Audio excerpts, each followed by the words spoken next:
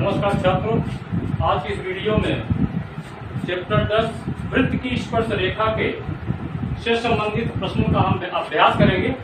इसके लिए प्रश्नावली 10.2 के प्रश्नों को लेंगे। पिछले वीडियो में हमने कुछ सवालों को हल किया था। इस वीडियो में हम प्रश्न क्रमांक 5 ले रहे हैं। आइए देखते हैं प्रश्न क्रमांक 5 क्या है। कह रहा है सिद्ध कीजिए कि स्पर्श बिंदु से स्पर्श रेखा पर खींचा गया लंब। सिद्ध कीजिए कि स्पर्श बिंदु से स्पर्श रेखा पर खींचा गया लंब वृत्त के केंद्र से होकर जाता है। आइए इसको हम सिद्ध करते हैं। तो सबसे पहले हम लेते हैं एक वृत्त। ये हमारा वृत्त हो गया और ये हो गया वृत्त का केंद्र, मान लीजिए वो है। और यहाँ पर एक स्पर्श रेखा लेते हैं। ये स्पर्श रेखा हो गई, इसका नाम दे देते हैं एक्स वाई। ये स्पर्श बिंदु है और स्पर्श बिंदु पर क्या कह रहा है, खींचा गया लंब केंद्र से होकर के जाता है। तो आइए एक लंब हम मान लेते हैं। लंब का नाम जो देना हो, चलिए मान लीजिए यहाँ P दे देते हैं और यहाँ पर चलिए यहाँ पर मैंने AB दे दिया, ठीक है ना। मैंने लंब को क्या नाम दे दिया, AB। और स्पर्श रेखा के किस बिंदु पर लंब है, B पर, स्पर्श बिंदु पर। हमें सिद्ध करना है कि जो AB लंब है स्पर्श रेखा पर वृत्त के केंद्र से होकर के जाता है। आइए देखते हैं कैसे सिद्ध करते हैं इसको। तो सबसे पहले जो दिया है आप उसको लिख लीजिए। दिया है वो वृत्त का केंद्र है, वो वृत्त का केंद्र है। आप ऐसा भी लिख सकते हैं, आप वो केंद्र वाला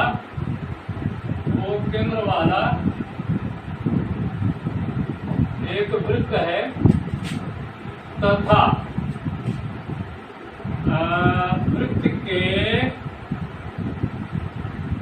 बिंदु B पर एक्स वाई स्पर्श रेखा। स्पर्श रेखा को आपको मानना पड़ेगा। तो एक्स वाई की स्पर्श रेखा है कहाँ पर, वृत्त के बिंदु B पर, है ना। और क्या दिया है जरा देखा, कह रहा है कि जो AB है वो लंब है। AB लंब एक्स वाई ये दिया हुआ है। ये एक लंब है, वो लंब हमने क्या मान लिया है, AB। AB लंब है किस पर, एक्स वाई पर। हमें सिद्ध ये करना है कि जो लंब AB है वो वृत्त के केंद्र O से होकर के जाता है। सिद्ध करना है, क्या सिद्ध करना है, लंब AB वृत्त के केंद्र O से होकर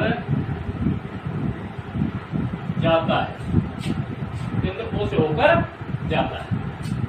अब यहाँ पर हमें आइए रचना कुछ नहीं करनी है, सीधे हम आते हैं ऊपर पत्ती पर। अब यहाँ करना क्या है कि हमको ये प्रूव करना है कि जो लंब AB है वृत्त के केंद्र से होकर के जाता है। तो आइए मान लेते हैं कि AB वृत्त के केंद्र से होकर के नहीं जाता है। माना लंब AB वृत्त के केंद्र से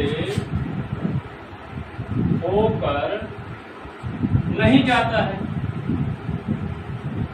तो जब नहीं जाता है तो इसका मतलब है कि बिंदु जो केंद्र है वो केंद्र फ्री होगा। उसको हम क्या करते हैं, उसको हम मिला देते हैं। कहाँ से, स्पर्श बिंदु, स्पर्श बिंदु। तब OB को मिलाया,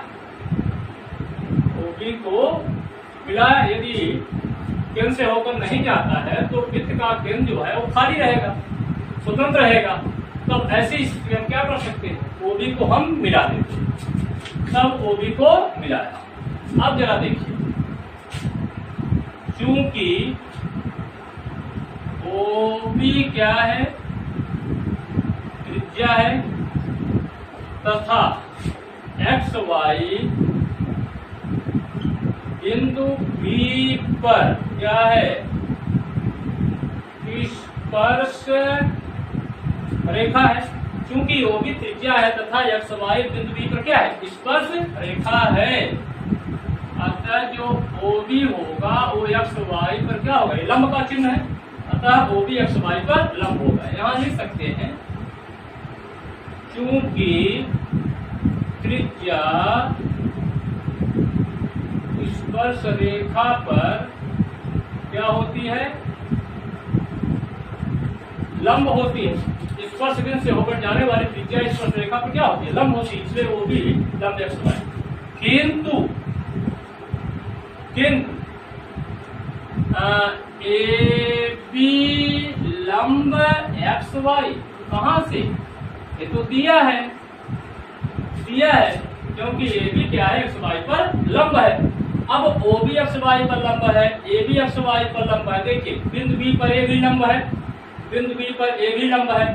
अब यहाँ पर किसी रेखा के एक बिंदु पर एक ही ओर दो लंब संभव नहीं है, एक ही लंब होते, यही तर्क देना है। किंतु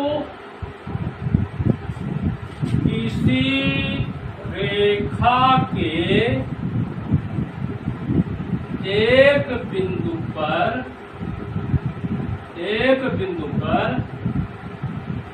एक ही ओर दो लंब नहीं होते हैं, दो लंब नहीं होते हैं। तो जब दो लंब नहीं होते हैं, इसका मतलब क्या हुआ, इसका मतलब ये हुआ कि ए बी और ओ बी क्या होंगे, संपाती होंगे। क्या होंगे, संपाती होंगे। देखने में अलग लग रहा है, लेकिन तर्क क्या कह रहा है, तर्क ये कह रहा है कि जब एक ही ओर किसी रेखा के एक ही बिंदु पर दो लंब संभव नहीं है, इसका मतलब जहां ओ बी है वहीं क्या होगा, ए बी होगा। अतः ए बी और ओ बी क्या होंगे, संपाती होंगे। और जब संपाती का मतलब हो गया कि ए बी कहां पर आएगा, ओ बी पर, और ओ बी कहां से होके जा रहा है, वृत्त के केंद्र से। इसका मतलब है अतः यहीं से कह देंगे स्पर्श बिंदु से स्पर्श रेखा पर खींचा गया लंब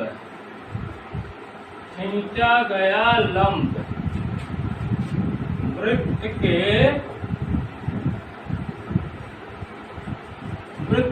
केंद्र से होकर जाता है। यहीं से हमने लिख लिया, अतः स्पर्श बिंदु से स्पर्श रेखा पर खींचा गया लंब वृत्त के केंद्र से होकर जाता है। यही सिद्ध करना। इस प्रकार से प्रश्न क्रमांक 5 हल होता है। अब मैं प्रश्न क्रमांक 6 लेता हूं। परीक्षा के दृष्टिकोण से काफी महत्वपूर्ण है, इसको अच्छे से समझिए। एक बिंदु ए से जो एक वृत्त के केंद्र से 5 सेंटीमीटर दूरी पर है, वृत्त के केंद्र से 5 सेंटीमीटर की दूरी पर है, वृत्त पर स्पर्श रेखा की लंबाई 4 सेंटीमीटर है। वृत्त की त्रिज्या ज्ञात कीजिए। यहाँ पर स्पर्श रेखा की लंबाई दी गई है और जो बाहर बिंदु है उसकी केंद्र से दूरी दी गई है। वृत्त की त्रिज्या पूछ रहा है, बड़ा महत्वपूर्ण है। आइए हम ले लेते हैं एक वृत्त जिसका केंद्र है O। एक बिंदु यहाँ ए दिया हुआ है, नाम दिया हुआ है बिंदु का ए, और इस पर एक स्पर्श रेखा खींची गई है। आइए स्पर्श रेखा खींच देते हैं। ये स्पर्श रेखा है और केंद्र से दूरी भी यहाँ पर दिया गया है। स्पर्श रेखा का नाम नहीं दिया हुआ है, हम नामकरण अपने से करेंगे और इसको मिला देंगे, ठीक है ना। तो चलिए यहाँ पर हम लेते हैं स्पर्श रेखा का नाम क्या दे देते हैं, AB। और वो क्या है, वृत्त का केंद्र। यहाँ पर दिया हुआ है कि वृत्त के केंद्र से 5 सेंटीमीटर की दूरी पर बिंदु है, अर्थात ये 5 सेंटीमीटर है। स्पर्श रेखा की लंबाई 4 सेंटीमीटर है। हमें वृत्त की त्रिज्या पूछ रहा है। आइए इसको सॉल्व करते हैं। बहुत ही सिंपल है, पाइथागोरस प्रमेय लगाना है।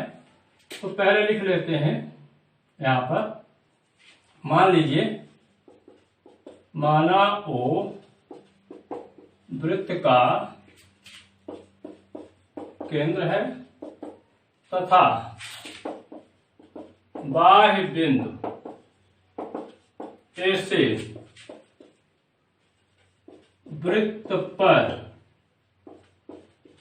खींची गई स्पर्श रेखा, क्या नाम दिया है, AB है। क्या है, AB है। जहां, बता दीजिए थोड़ा सा, जहां B स्पर्श बिंदु है, स्पर्श बिंदु है।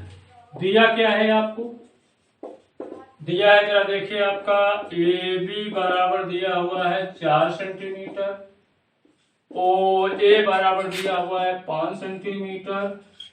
ज्ञात क्या करना है, लिख दीजिए, हमें ज्ञात करना है, ऐसा लिख लीजिए, हमें वृत्त की त्रिज्या, वृत्त की त्रिज्या क्या है, OB है। OB ज्ञात करना है। अब यहाँ पर पाइथागोरस प्रमेय लगाएंगे। पाइथागोरस प्रमेय किसमें लगता है, समकोण त्रिभुज में। क्या ये समकोण त्रिभुज है, हाँ है ना। ये कोण जो होगा वो 90 अंश का होगा। क्यों होगा, क्योंकि त्रिज्या स्पर्श रेखा पर क्या होती है, लंब होती है। तो यहाँ तर्क देंगे, क्योंकि AB बिंदु B पर स्पर्श रेखा है तथा OB क्या है, पता है ना, OB क्या है, त्रिज्या है। अतः कोण OBA बराबर कितने अंश का होगा, 90 अंश का। यहाँ पर तर्क और स्पष्ट कर दें चाहे तो, त्रिज्या स्पर्श रेखा पर क्या होता है, क्या होती है, लंब होती है। कौन सी त्रिज्या, स्पर्श बिंदु से होकर जाने वाली त्रिज्या स्पर्श रेखा पर लंब होती है। 90 डिग्री का आ गया। अब हम पाइथागोरस प्रमेय लगा सकते हैं, क्योंकि अब हमने बता दिया, स्पष्ट कर दिया कि समकोण त्रिभुज है। अब पाइथागोरस प्रमेय से क्या होता है, कर्ण का वर्ग अन्य दो भुजाओं के वर्गों के योग के बराबर होता है। तो OB का वर्ग बराबर, OB का वर्ग धन AB का वर्ग बराबर OB का वर्ग। ये वो सॉरी, वेरी वेरी सॉरी बेटा, OA का वर्ग, OB का वर्ग धन AB का वर्ग बराबर OA का वर्ग। यहाँ OA क्या है, कर्ण है। आइए जिनका मान मालूम है रख देते हैं। OB का वर्ग, यहाँ AB कितना है जरा देखिए, 4 का वर्ग, OA का वर्ग यानी 5 का वर्ग। ये हो जाएगा और 4 चौक 16, 5 25, तो OB का वर्ग हो जाएगा 25 माइनस 16 बराबर 9। तो चाहे वर्गमूल है चाहे ऐसे लिख दीजिए, 3 का वर्ग। OB का वर्ग बराबर 3 का वर्ग, 3 त्रिका 9, इंप्लाइज हो जाएगा OB बराबर कितना हो जाएगा, 3 सेंटीमीटर। चूंकि यह त्रिज्या है धनात्मक होती है, इसलिए ऋणात्मक नहीं लेना है। अतः वृत्त की त्रिज्या 3 सेंटीमीटर है। अतः वृत्त की त्रिज्या 3 सेंटीमीटर है। इस प्रकार से ये प्रश्न क्रमांक 6 आपका हल होता है। प्रश्नावली 10.2 के प्रश्न क्रमांक 7 को लेता हूं। प्रश्न क्रमांक 7 कहता है कि 2 सकेंद्री वृत्तों की त्रिज्याएं 5 सेंटीमीटर तथा 3 सेंटीमीटर है।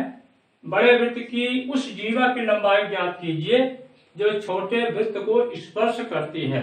सेकेंडरी वृत्त, सेकेंडरी वृत्त का मतलब होता है ऐसे वृत्तों का समूह जिनका केंद्र क्या होता है, उभयनिष्ठ होता है, यानी बहुत सारे वृत्त हो और उनका केंद्र एक ही हो यानी उभयनिष्ठ हो, इन्हें कहा जाता है सकेंद्रीय वृत्त। यहाँ सकेंद्रीय वृत्त के रूप में यहाँ पर दो है, C1 और C2। आइए हम यहाँ पर इसको सॉल्व करते हैं। तो यहाँ पर ये बड़ा वाला वृत्त है, ये छोटा वाला वृत्त है, दोनों का जो उभयनिष्ठ केंद्र है वो है।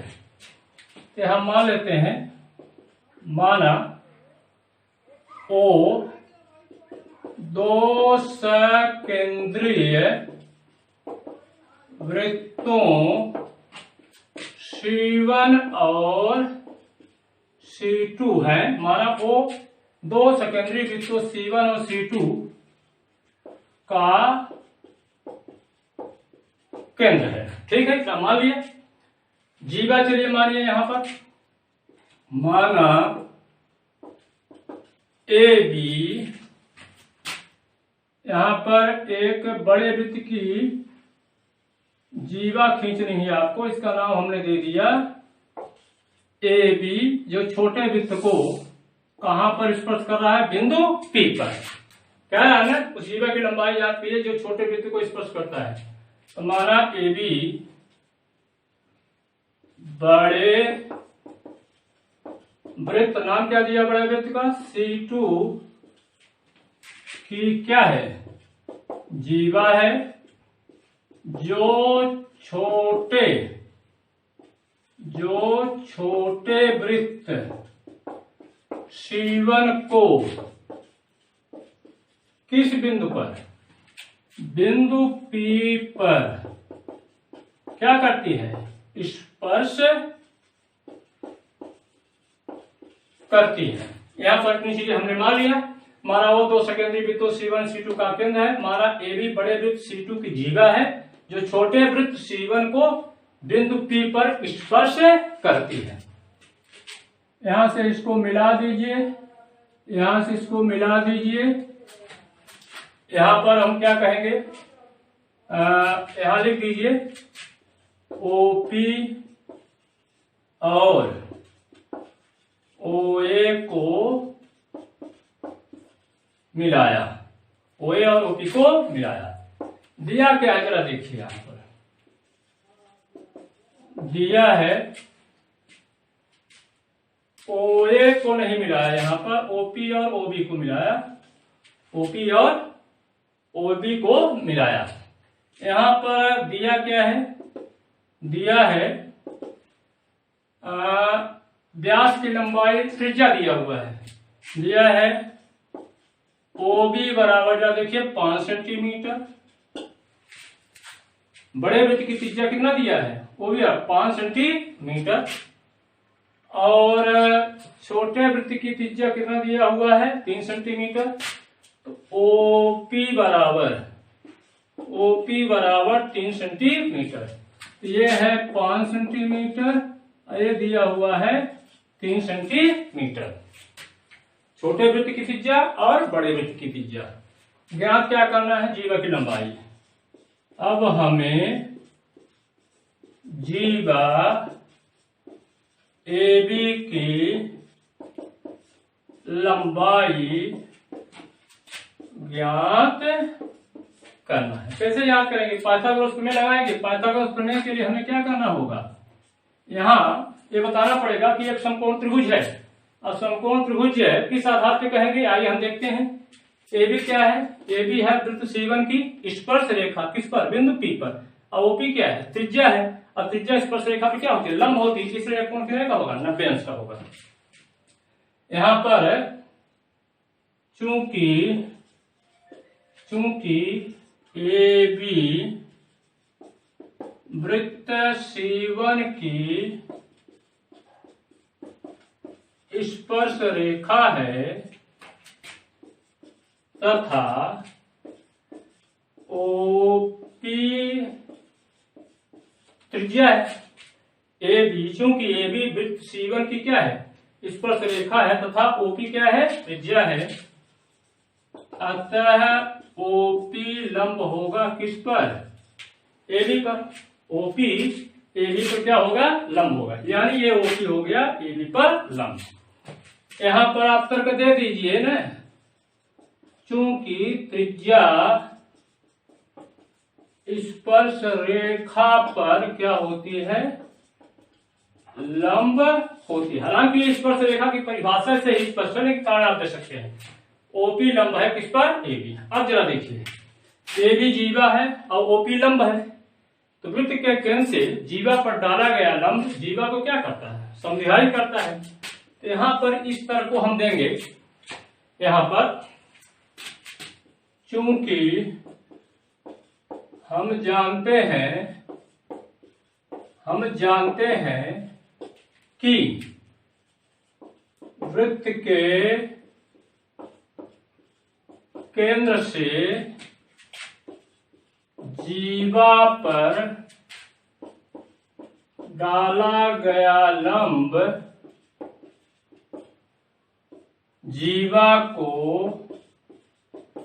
क्या करता है, समद्विभाजित करता है, यानी दो बराबर भागों में बांटता है। जीवा को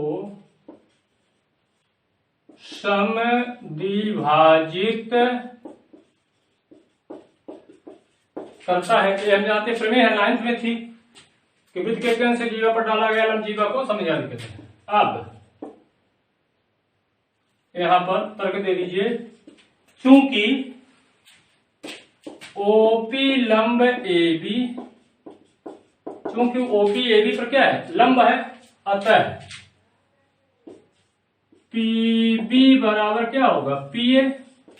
ये दोनों भाग बराबर होंगे, समद्विभाजित करता है, जितना ये लंबाई होगी उतना ये लंबाई होगी, तो ये हमने कर लिया, पीबी बराबर पीए। अब हम यहाँ लंब की बात किया हूं ना, इसलिए अब हम समकोण त्रिभुज की बात कर सकते हैं। अब समकोण त्रिभुज ओपीबी में पाइथागोरस प्रमेय से, पाइथागोरस प्रमेय से क्या हो जाएगा, ओपी का वर्ग धन पीबी का वर्ग बराबर ओबी का वर्ग। समकोण त्रिभुज यहां लिखा हुआ, जरा देखिए, ओबी लंबा है एपी पर, तो ओपी का मान कितना दिया हुआ है, 3, पीबी याद करना है, ओबी 5, 5 का वर्ग, ये हो जाएगा पीबी का वर्ग 5 25, अब 3 का वर्ग 9 होता है, उधर जाएगा, ये हो गया पीबी का वर्ग बराबर हो गया कितना, 16।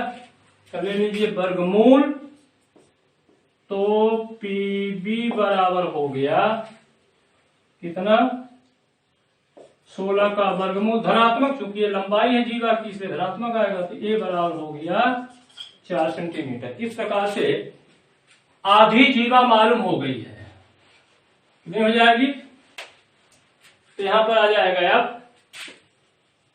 अब जीवा ए बी बराबर क्या हो जाएगा, देखिए मैंने यहां लिखा है कि ये दोनों बराबर होते हैं, ये हो जाएगा पीबी धन पीए। इसका मतलब है कि पीबी धन पीबी यानी पीए पीबी के बराबर है, तो ये हो जाएगा 2pb, यानी जीवा पीबी का क्या होगा, डबल होगा, दुगना होगा, तो 2 गुणे पीबी का मान कितना है, देखिए 4, तो 4 गुना क्या हो गया 8। इस प्रकार से जीवा ए भी बनाया जाएगा 8 सेंटीमीटर कह सकते हैं। अतः वृत्त की जीवा कितना सेंटीमीटर होगी, 8 सेंटीमीटर होगी। इस प्रकार से प्रश्न क्रमांक 7 आपका हल होता है।